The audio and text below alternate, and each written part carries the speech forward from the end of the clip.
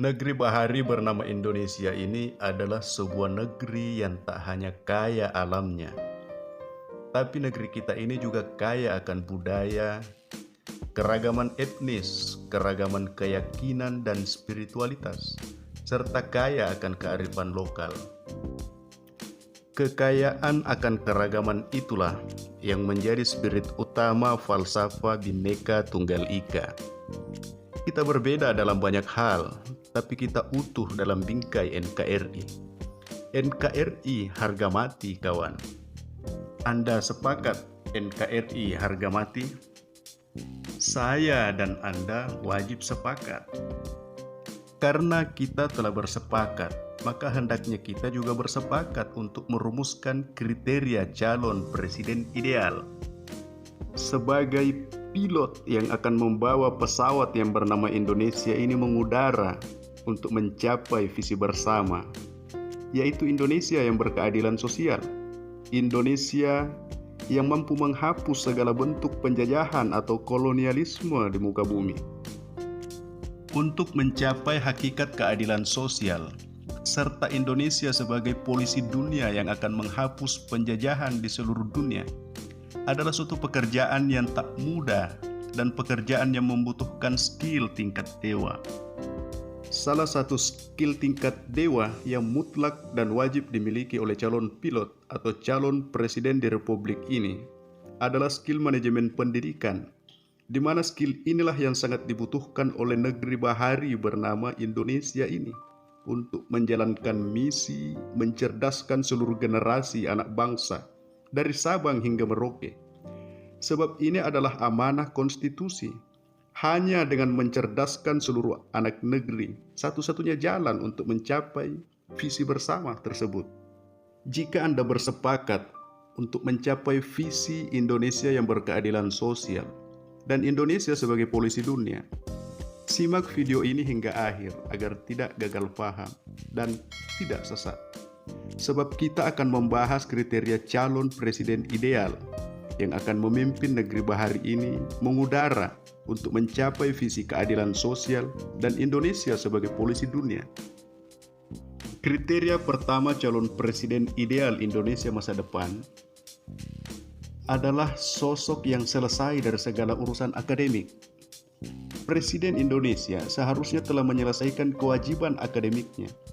Setidaknya Presiden Indonesia masa depan minimal lulusan S3 atau bergelar doktor, karena hal ini akan menjadi nilai teladan yang paling utama bagi seluruh anak negeri untuk memotivasi dalam hal dunia pendidikan dan literasi. Di samping itu, modal akademik ini setidaknya menjadi modal utama dalam diplomasi skala internasional. Seharusnya presiden masa depan tidak lagi memerlukan penerjemah bahasa asing dalam menaklukkan segala macam diplomasi internasional. Sekali lagi, ini masalah keteladanan yang akan dicontoh oleh seluruh anak negeri. Kriteria kedua, calon presiden ideal untuk Indonesia masa depan adalah sosok yang selesai dari segala urusan ekonomi keluarga.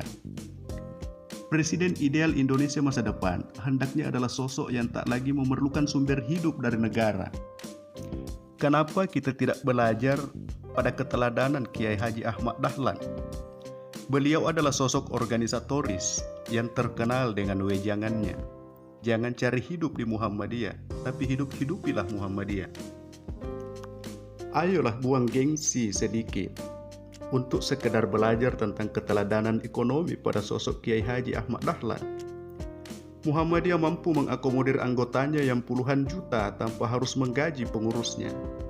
Presiden masa depan harus menjadi teladan terkait ekonomi keluarga. Presiden masa depan Indonesia harus mampu menjadi motivator bagi seluruh anak negeri yang masih kekurangan. Di masa depan, kita butuh sosok pemimpin yang tak lagi bersahabat dengan koruptor. Kita butuh pemimpin yang tak lagi bergantung dengan oligarki. Sebab sosok yang selesai dengan urusan ekonomi keluarganya tak butuh uang haram dari hasil korupsi dan tak butuh lagi uluran dan santunan dari oligarki. Sekali lagi, ini masalah keteladanan. Kriteria ketiga calon presiden ideal Indonesia masa depan adalah presiden yang jadi teladan bagi semua agama di negeri ini. Kenapa kita tak belajar pada sosok Gus Dur yang tak hanya dimuliakan oleh orang Islam, tapi juga dirindukan oleh semua agama dari Aceh hingga Papua. Sosoknya yang sederhana, tapi pengetahuan dan pemahaman, serta teladan toleransi yang diperankan oleh Gus Dur selama hidupnya, seharusnya menjadi acuan dan landasan bersikap terhadap semua agama di negeri ini. Presiden ideal Indonesia masa depan haruslah sosok yang dalam pemahaman agamanya, tidak hanya pemahaman terhadap Islam, tapi harus mampu memahami pemeluk agama lain. Sekali lagi, ini masalah keteladanan. Keteladanan bagi semua agama di Indonesia.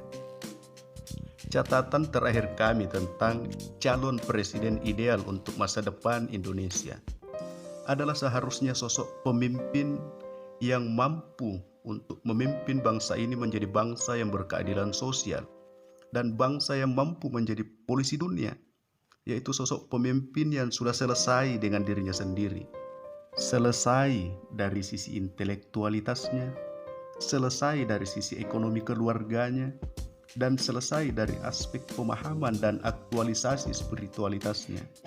Karena sosok presiden adalah sosok teladan bagi anak negeri.